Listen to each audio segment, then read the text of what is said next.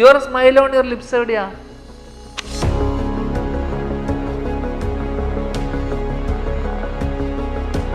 യുവാക്കൾക്ക് അവൻ interview star. അച്ഛന്റെയും ചേട്ടന്റെയും സ്നേഹം ഒരേപോലെ അവർ നൽകിയ ധ്യാൻ കുട്ടൻ. കൊച്ചു കുട്ടികൾക്ക് അവൻ ധ്യാൻ മാമൻ. തമോഗോളങ്ങളിലെ തമ്പുരാൻ എന്ന് പറയുന്ന പോലെ മതി, നീ കൊറേ കാലായിട്ട് പണ്ണന്റെ ഉള്ളി തമ്പുരാൻ ധ്യാൻ ശ്രീനിവാസൻ. ബാധ്യതയുണ്ട്, ഇന്റർവ്യൂ സ്റ്റാർ ആയിപ്പോയി. ആരെ കില്ലർ? അതല്ലടാ അതിന്റെ സസ്പെൻസ് ഫാക്ടർ. ധ്യാൻ ചേട്ടൻ ഡബിൾ റോള് തന്നെ തയ്ക്കാൻ. ഞാൻ ചെയ്യേണ്ടിയിരുന്ന ഒരു പടം സിജൻ ചെയ്തിട്ടുണ്ട് 19-ാം നൂറ്റാണ്ട്. ഞാൻ വിട്ടതാ. ശരിക്കും 19-ാം നൂറ്റാണ്ട്. ധ്യാൻ ചേട്ടന്റെ ഈ വർഷത്തെ 4ാമത്തെ റിലീസാ ക്രോസിംഗ് ദ ലിമിറ്റ്. മമ്മൂക്കരെ വിളിച്ച് വാണിയത് അറിയോ? ഞാൻ നൻപകല് ചേർത്ത് അവിടെ ചെയ്യുന്ന സമയത്ത് ഞാൻ അപ്പുറത്തൊരു പടം ചെയ്യുന്നുണ്ട്. ജയിലറിലെ കാളവിത്തറ സീൻ വന്നു. ആദ്യം ഇംഗ്ലീഷ് ഒന്ന് പറഞ്ഞുതരാം തന്നെ ആയിരിക്കും. അത് സിമ്പിൾ ആണല്ലോ. സാൻഡൽവുഡിന്റെ വാലി ചന്ദന അല്ലല്ലോ. അടുത്ത അതൊരു പടത്തിന് ഡേറ്റ് കൊടുക്കുമ്പോ ഇത്ര ആലോചിച്ചിട്ടില്ല. Endlessly stretching, increasingly rising, crossing boundaries from unknown purpose. എന്തൊക്കെ ആവാസം എഴുതിച്ചിരിക്കുന്നത്. എന്തായാലും ഇത് പൊളിഞ്ഞു. അടുത്തോടെ അത് നീ തോറ്റ് തൊപ്പിട്ടു. നീ എത്ര കാലായി എന്നെ ഇങ്ങനെ ആശംസിക്കുന്നു.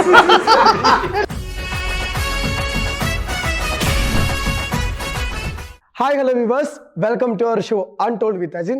ഇന്ന് നമ്മുടെ കൂടെ കുറച്ച് അൺടോൾഡ് സ്റ്റോറീസ് പറയാനുള്ളത്. മെയ് 16 ഡിറ്റക്റ്റീവ് ഉജ്ജ്വലൻ തിയേറ്ററിലേക്ക് എത്തുകയാണ്. അപ്പോൾ അതിൻ്റെ കുറച്ച് വിശേഷങ്ങൾ പങ്കുവയ്ക്കാൻ വി ഹാവ് കോട്ടയം നസീറിക്ക, അമീൻ ബ്രോ, സിജു ചേട്ടൻ, റോണി ചേട്ടൻ ആൻഡ് നിഹാൽ. ആൻഡ് അവരുടെ കൂടെയുള്ള ഒരാളെക്കുറിച്ച് നമുക്ക് 2 വാക്ക് കൂടുതൽ സംസാരിക്കണം. യുവാക്കൾക്ക് അവൻ ഇന്റർവ്യൂ മതി, നീ കൊറേ കാലായിട്ട് അല്ലല്ല, ഇത് കംപ്ലീറ്റ് ചെയ്തോട്ടെ. ധ്യാൻ ചേട്ടൻ ഫുള്ള് കേക്ക്.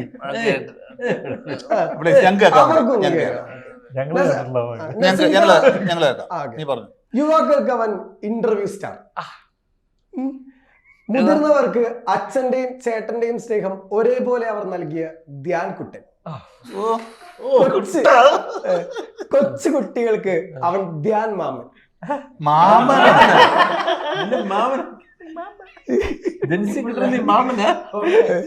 ഹിറ്റേഴ്സിന് അവൻ എന്നും ഒരു ചർച്ചാ വിഷയം.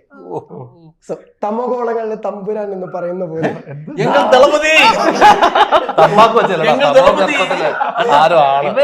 ഇങ്ങനെ പറയുമ്പോ ആൾക്കാർ പ്രതികരിക്കുമല്ലോ, ഇങ്ങനെ തെറി വിളിക്കുമല്ലോ. അതിന് വേണ്ടിയിട്ടായിട്ട് ഇവൻ എന്നെ ഇതാക്കുന്ന ഡിജിറ്റൽ മീഡിയയുടെ വണ്ണന്റെ ഉള്ളി തമ്പുരാൻ ധ്യാൻ ശ്രീനിവാസൻ. ഓ എങ്കിലോ മറ്റു 2 ദിവസമായിട്ട് എഴുതി പഠിച്ച സാധനമാണ്. ധ്യാൻ ചേട്ടന്റെ ഇൻട്രോകൾക്ക് പൊതുവെ ഒരു ഫാൻ ബേസ് ഉണ്ടല്ലോ. ശരിക്കും നിങ്ങളുടെ എല്ലാവർക്കും എങ്ങനെയാണ് ധ്യാൻ ശ്രീനിവാസൻ? ചോദ്യമാണ്. അല്ലല്ല, അത് ഓക്കെ, നമുക്ക് ഡിക്റ്റേറ്റീവ് ഉജ്ജ്വലൻ. ഇപ്പോ നമ്മൾ ഒരുപാട് സിനിമകൾ വരുന്ന ഒരു സമയമാണ്. എന്തുകൊണ്ട് പ്രേക്ഷകൻ ഡിക്റ്റേറ്റീവ് ഉജ്ജ്വലൻ കാണണമെന്ന് ചോദിച്ചാൽ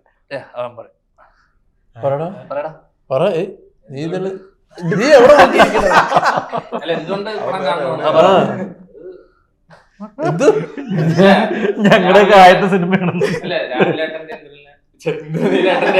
ഫസ്റ്റ് മൂവിയാണ്. പ്രൊഡക്ഷൻ.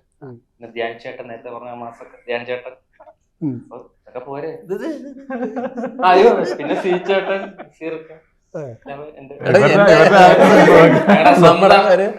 സച്ചി സാർ, റോണി ചേട്ടൻ.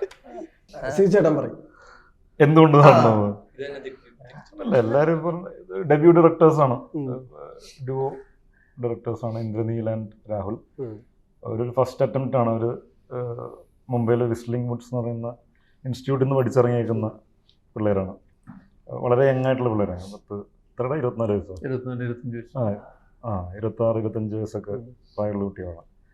അപ്പോൾ അവരൊരു ഫസ്റ്റ് അറ്റംപ്റ്റ് ആണ്. അത് വരാതെ നല്ല പാക്ഡ് ആയിട്ടുള്ള എൻഗേജിങ് ആയിട്ടുള്ളൊരു സ്ക്രീൻ പ്ലേ ആയിട്ട് തന്നെയാണ് എനിക്കും തോന്നിയത്. പിന്നെ ഈ വീക്കെൻഡ് സിനിമാറ്റിക് യൂണിവേഴ്സിൽ വരുന്ന ഒരു സിനിമ കൂടിയാണത്.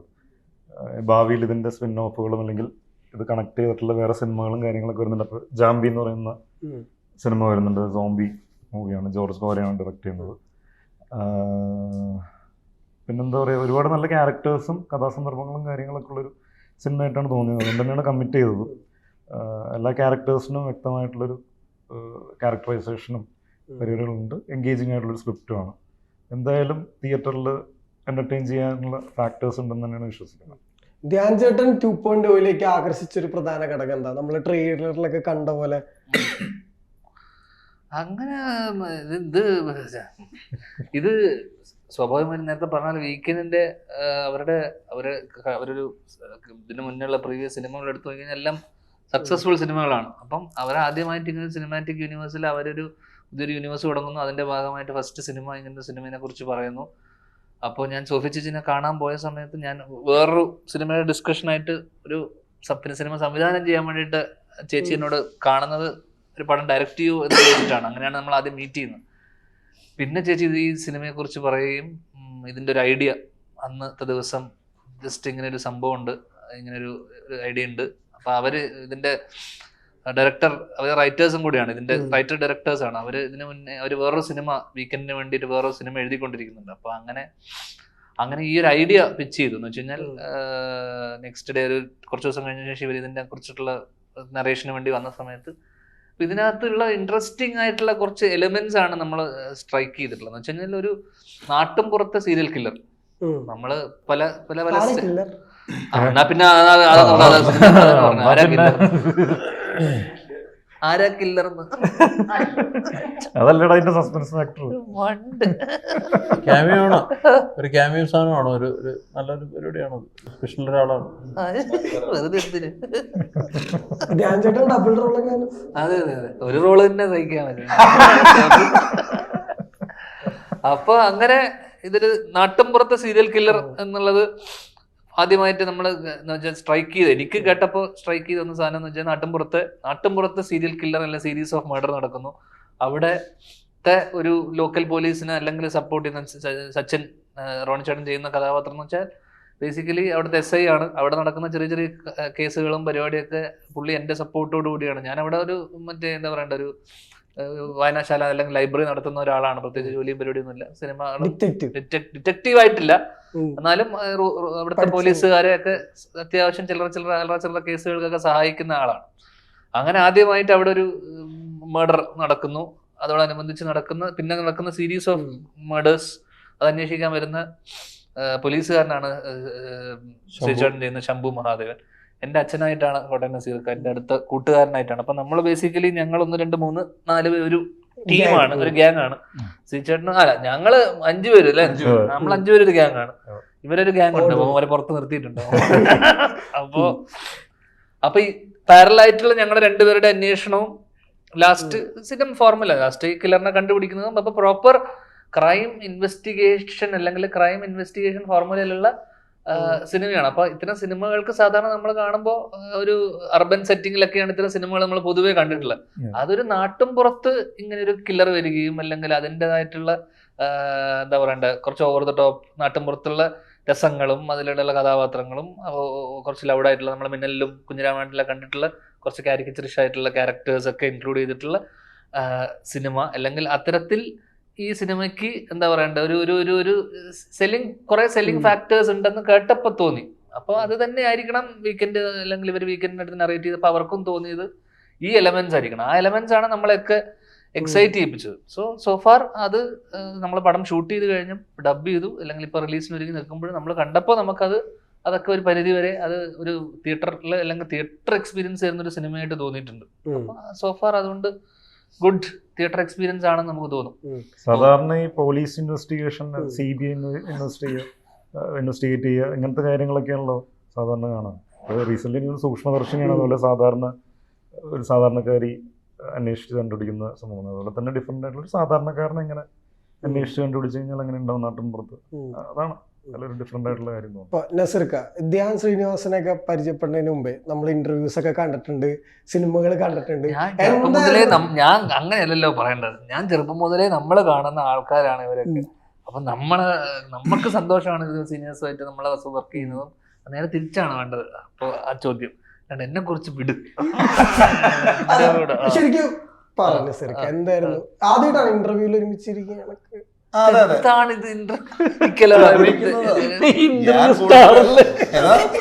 എനിക്കൊരു അങ്ങനെ ബാധ്യതയുണ്ട്. ഇന്റർവ്യൂ സ്റ്റാർ ആയിപ്പോയി. അതുകൊണ്ട് ഇവിടെ വരുമ്പോ ചോദിക്കും ഇന്റർവ്യൂവിൽ എന്താണ് എക്സ്പീരിയൻസ്. സിനിമയിലല്ല, ശ്രീനേട്ടനായിട്ടല്ലേ ഞങ്ങളൊക്കെ കമ്പനി, ഏറ്റവും കൂടുതൽ കമ്പനി ഉള്ളത് ശ്രീനേട്ടനായിട്ടായിരുന്നു. അപ്പോൾ വളരെ ചെറുപ്പം തൊട്ടേ അവിടെ പോകുമ്പോഴേ കണ്ടു തുടങ്ങിയാണ് ധ്യാനിനെ. പക്ഷെ ധ്യാനുമായിട്ട് അങ്ങനെ ഒരു സംസാരം അല്ലെങ്കിൽ അടുക്കുകയൊക്കെ ചെയ്യുന്നത് ഇപ്പോഴാണ് കൂടുതലും. ഈ സിനിമയിൽ വന്നിട്ടാണ്. കമ്പനി കൊള്ളാമോ? പിന്നെ നല്ല മനുഷ്യനല്ലേ, പോരെ, നല്ല സുഖമാണ്. മൊത്തത്തിൽ ഈ സെറ്റ് നല്ല രസമായിരുന്നു. എല്ലാവരും നമ്മൾ ഇഷ്ടപ്പെടുന്ന ആൾക്കാരാണ്. ഞങ്ങൾ താമസിച്ച് തന്നെ ഒരു വീട്ടിൽ, അപ്പൊ അത് 10-25 ദിവസത്തോളം ഒരു വീട്ടിൽ തന്നെ ഞങ്ങൾ താമസിച്ച് ചെറിയ കുക്കിംഗ് പരിപാടിയൊക്കെ ആയിട്ട് നമ്മള്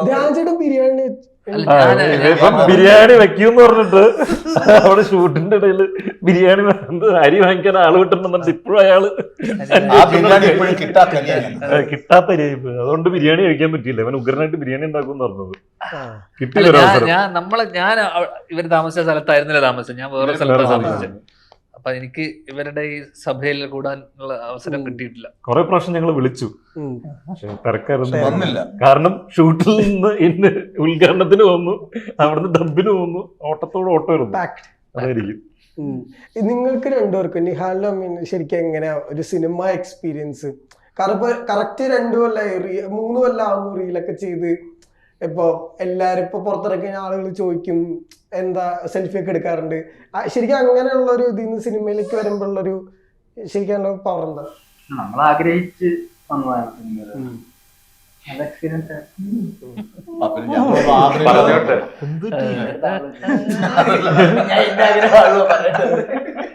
പറഞ്ഞു ആഗ്രഹിച്ച്, അതുകൊണ്ടാണ് നമ്മൾ അതുകൊണ്ടാണല്ലോ നീ ഇന്റർവ്യൂ എടുക്കണേ. അതല്ലേ ഇവന്റെ സ്ഥിരം. അതുകൊണ്ടാണല്ലോ കോണ്ടന്റ് ക്രിയേഷൻ ഒക്കെ സ്റ്റാർട്ട് ചെയ്തതും പിന്നെ ലെറ്റർ വിളിച്ചതും പടത്തില്.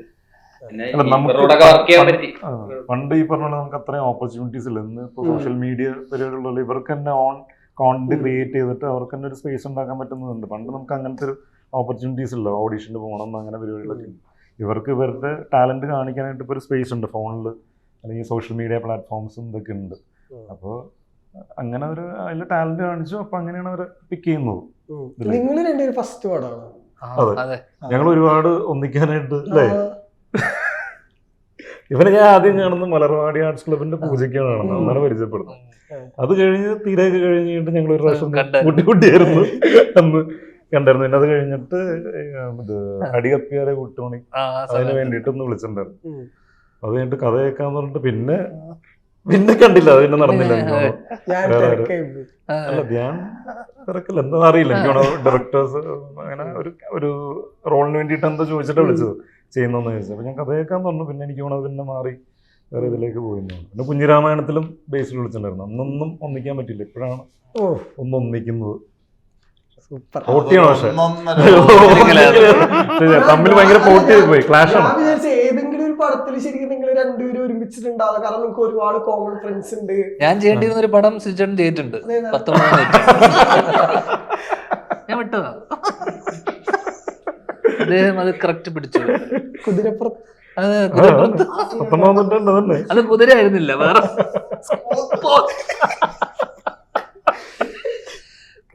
ശരിക്കും 19-ാം നൂറ്റാണ്ട്.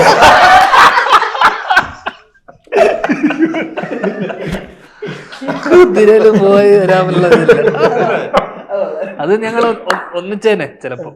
അത് ശരിക്കും ഈ ചെയ്യാൻ പറ്റാത്ത സിനിമകള് ഉണ്ടല്ലോ. ഇതേ ഈ സിനിമ ഇവിടെ ആർക്കും ചിന്തിക്കാൻ പറ്റുമോ നമുക്ക് അങ്ങനെ ഒരു സിനിമയൊക്കെ? അതിനുള്ള ഒന്ന് ഫിറ്റ്നസ്.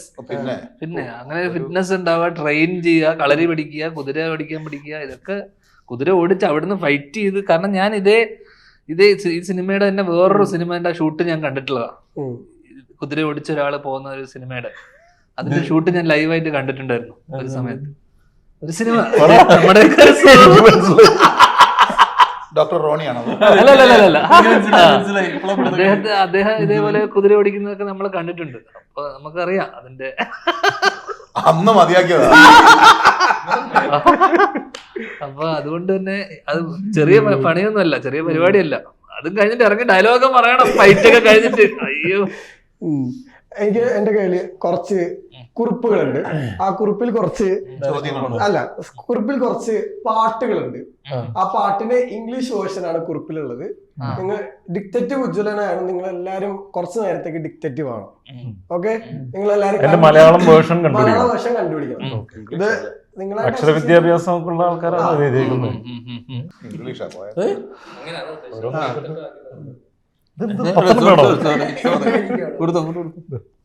സിജി ചേട്ടൻ പറയട്ടെ. സിജി ചേട്ടൻ ഞാൻ നല്ലൊരു സ്പാർക്ക് കാണുന്നു. ആദ്യം ഇംഗ്ലീഷ് ഒന്ന് പറഞ്ഞുതരാം തന്നെ ആയിരിക്കും. അത് സിമ്പിൾ ആണല്ലോ.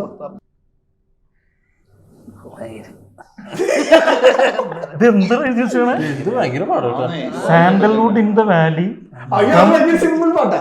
ചന്ദനച്ചോലയിലാണോ? സാൻഡൽവുഡ് ഇൻ ദ വാലി, ചന്ദനൻ അല്ലല്ലോ. സാൻഡൽവുഡ് അത് ചന്ദനത്തടിയോ? സാൻഡൽവുഡ് എന്ന് പറഞ്ഞാൽ ചന്ദനത്തടി അല്ലേ? അത് നമ്മളെ പാട്ട് സ്വന്തം പാട്ട് കിട്ടും. Sandalwood in the Valley, scoop up, endlessly touching. ഒരു മിനിറ്റ് എന്തെന്നാണ് മധുരി പറയാമേ. അത് പറ ആരെങ്കിലും. ഒരു മിനിറ്റ് അറിഞ്ഞല്ലേ പറയാ. നിന്റെ എന്താണ് ഭയങ്കര പാട്.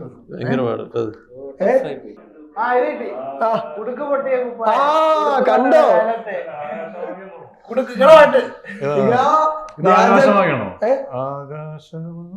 അതല്ല, വേറെ വേറെ വേറെ. ഇംഗ്ലീഷ് അറിയാത്ത കണ്ടുപിടിച്ച ഉടുക്ക് പൊട്ടിയ tone dress. The sky is filled with wearing a torn dress, you are a coral clever flowers. The sky is filled with ചേട്ടന്റെ പാട്ട് സിമ്പിളാ. അതിന്റെ അടുത്തൊരു എതിരുണ്ട്.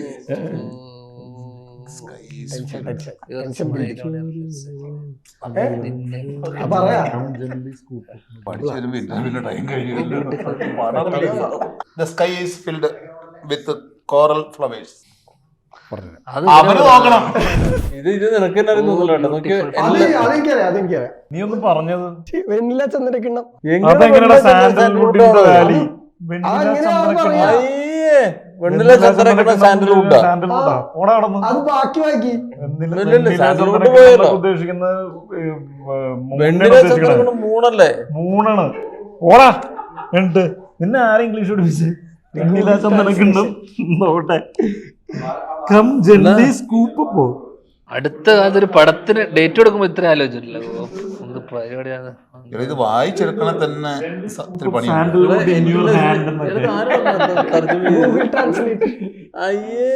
പാടം കാലം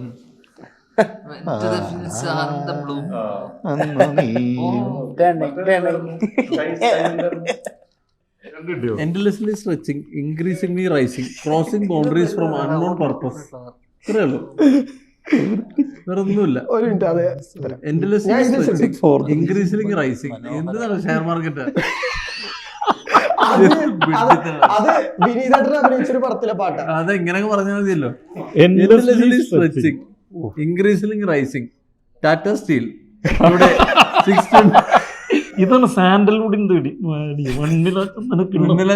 ഇത് ഭീകരമായി പോയി. ബ്രോയ്ക്ക്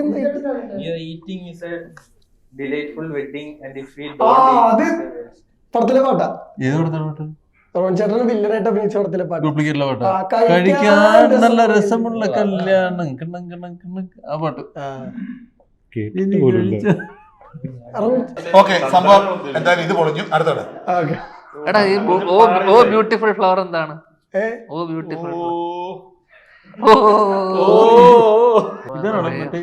ഗാന്ധി സെക്കൻഡ് സ്ട്രീറ്റ് ആണോ? എനിക്ക് തോന്നി ഇതാണ് സാധനങ്ങളല്ലേ. അതെങ്ങനെയാടാ ബ്യൂട്ടിഫുൾ ഫ്ലവർ? പവിഴമല്ലി, അവര് ഫ്ലവർ അത്രേ ഉള്ളൂ. അതിൽ പവിഴമല്ലി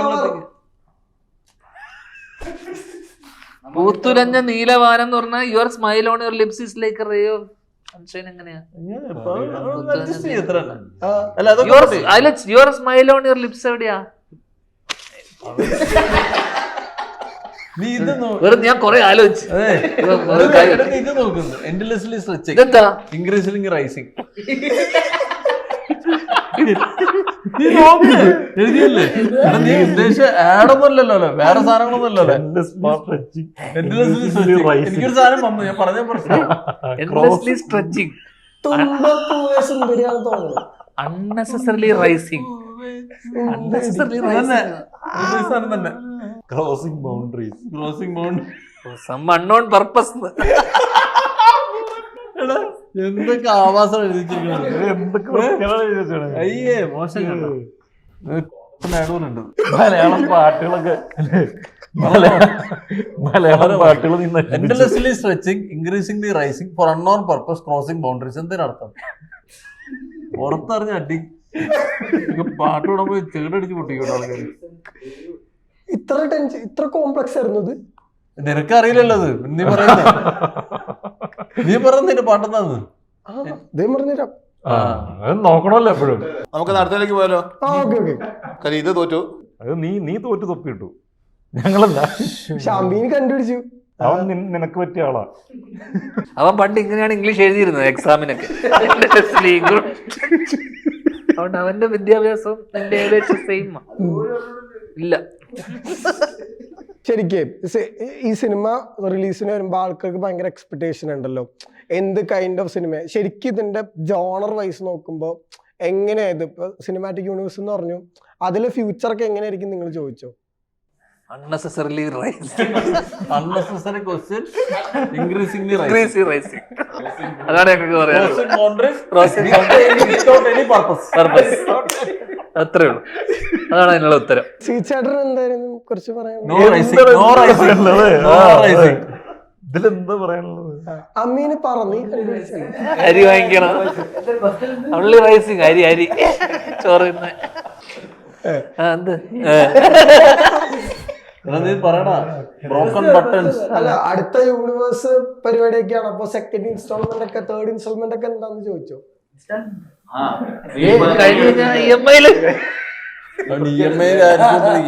അടുത്ത EMI ഇൻസ്റ്റാൾമെന്റ് എപ്പോഴാണ്? അതിലുണ്ടോ? ജാമ്യല്ല, ചാമ്പിയല്ല, ധ്യാൻ ചേട്ടനുണ്ടോ? അല്ല, ധ്യാൻ ചേട്ടന്റെ ഈ വർഷത്തെ 4ാമത്തെ റിലീസാ. അതെന്താ കുറഞ്ഞു പോയല്ലോ. Crossing the limit. അൺനെസസറി. ഇവിടെ ആരും ചോദിച്ചിട്ടില്ല അത്. Unnecessary, unwanted. ചുമ്മാ അറിയണ്ട. ഈ വർഷത്തെ 4ാമത്തെ, മൊത്തത്തിൽ 38ാമത്തെ ഈ വർഷത്തില്. അല്ല, പോടാ, ധ്യാൻ ശ്രീനിവാസൻ 38 അല്ലേ ഇത്? 38 ഒക്കെ എപ്പോ കഴിഞ്ഞിട്ടുണ്ടോ? ഒരു വർഷം 38 ചെയ്തിട്ടുണ്ടാവല്ലോ.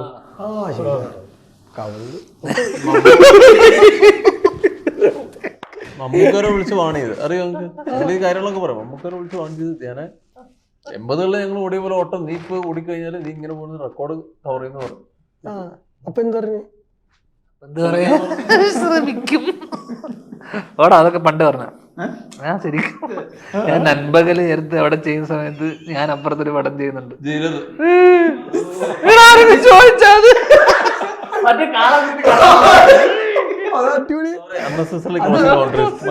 അല്ല, OTT-ലൊന്നിപ്പോ അടിപൊളി റെസ്പോൺസ്. അതങ്ങനെ വരുള്ളൂ. അല്ല, അപ്പൊ ആ സമയത്ത് ഞങ്ങള് അപ്പുറത്തും ഇപ്പുറത്തും ഉണ്ടായിരുന്നു. ഞാൻ ഇപ്പുറത്തെ റൂമും പുള്ളി ഇപ്പുറത്തെ റൂമും. അപ്പൊ പുള്ളി രാത്രി, അദ്ദേഹം വൈകിട്ടൊക്കെ ആകുമ്പോൾ ഷൂട്ട് കഴിഞ്ഞ് വരും. ഞാനപ്പോൾ ചില ദിവസങ്ങളിൽ എനിക്ക് രാത്രി ഷൂട്ടുണ്ട്. അപ്പോൾ ഒരു ദിവസം എന്നെ കണ്ട് ഞാൻ റൂമിൽ പോയി സംസാരിച്ചപ്പോൾ എന്നോട് ചോദിച്ചു, എത്ര പടാടാ എന്ന് ചോദിച്ചു. അപ്പോൾ ഞാൻ പറഞ്ഞു, എങ്ങനെ ഈ വർഷം 10. അപ്പൊ പുള്ളി 84 83 33 പടാറ്റം ചെയ്തു. നമുക്ക് 34 പടം. എന്നോട് പറഞ്ഞു, നീ എന്റെ റെക്കോർഡ് പൊട്ടിക്കൂടാ, പൊട്ടി. ഞങ്ങക്ക് ധ്യാൻ ചേട്ടനെ എപ്പോഴും ഇങ്ങനെ കാണുന്നത് ഭയങ്കര ഇഷ്ടമാണ്. കോണ്ടന്റ് കിട്ടുന്നുണ്ടല്ലോ. എല്ലാ കാലവും ഇങ്ങനെ പോട്ടേന്ന് ധ്യാൻ ചേട്ടൻ. അല്ല, ധ്യാൻ ചേട്ടനിലെ ഒരു ശക്തമായ ധ്യാൻ ചേട്ടനിലെ റൈറ്ററേയും ധ്യാൻ ചേട്ടനിലെ ആക്ടറേയും ധ്യാൻ ചേട്ടനിലെ ഡയറക്ടറേയും ശക്തമായി പുഷ് ചെയ്യുന്ന, ഞാൻ ശക്തമായി പുഷ് ചെയ്യുന്ന ഏതെങ്കിലും ഒരു ആങ്കേഴ്സ് ഉണ്ടോന്ന് ഇവിടെ? ഉണ്ട്. അതൊക്കെ ഉണ്ട്, നീ മാത്രമൊന്നുമല്ല. എല്ലാത്തിനും ഒരു വഴി. പക്ഷെ ധ്യാൻ ചേട്ടനിലെ ഡയറക്ടറെയാണ് എനിക്ക് ഇഷ്ടം.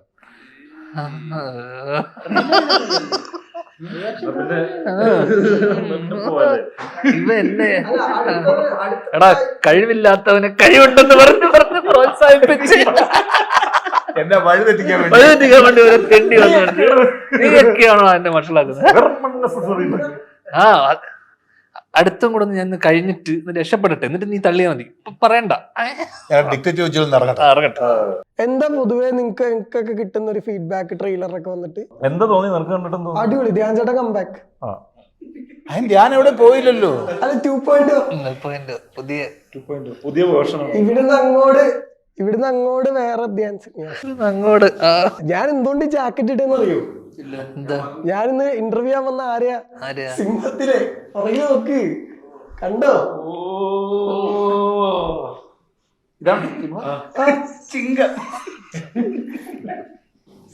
ഇവനിങ്ങനെ ഓരോന്നും പറയും, ആരും കാര്യമായിട്ട് എടുക്കണ്ട കേട്ടോ. അവനാ ജാക്കറ്റ് ഇടണം, അതിനുവേണ്ടി അവനൊരു കാരണം കണ്ടുപിടിക്കും. അല്ല, ഇത് റിലേറ്റബിൾ ആയിരിക്കണമല്ലോ. സിംഹത്തിന് ഇന്റർവ്യൂ എത്തിട്ടാൻ പറ്റുള്ളൂ. ടൈഗർ. അപ്പോ May 16th ധ്യാൻ ചേട്ടന് എല്ലാവിധ ആശംസകളും നേരുന്നു.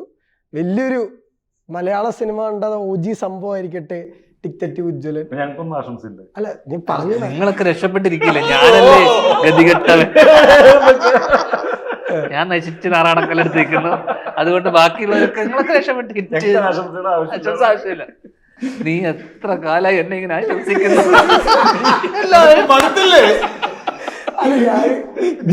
എല്ലാ കാലവും നീ വരും, ആശംസിക്കും, കുറെ ഇൻട്രോ തരും, ഞാനത് വിശ്വസിച്ചോണ്ട് പോകും. പിന്നെ ഇവൻ വരും, ഇൻട്രോ തരും, ആശംസിക്കും, ഒരു പടം പോലും തിയേറ്ററിൽ പോയിട്ട് നാറി കണ്ടിട്ടില്ല. ഒറ്റ പടം ഞാൻ കണ്ടിട്ടില്ല. അയ്യോ, ഓക്കേ. അല്ല, ധ്യാൻ ചേട്ടന് ഗുഡ് ബാഡ് പാർട്ട്നേഴ്സ് നല്ല സിനിമ ആണോ? പാർട്ട്നേഴ്സ്.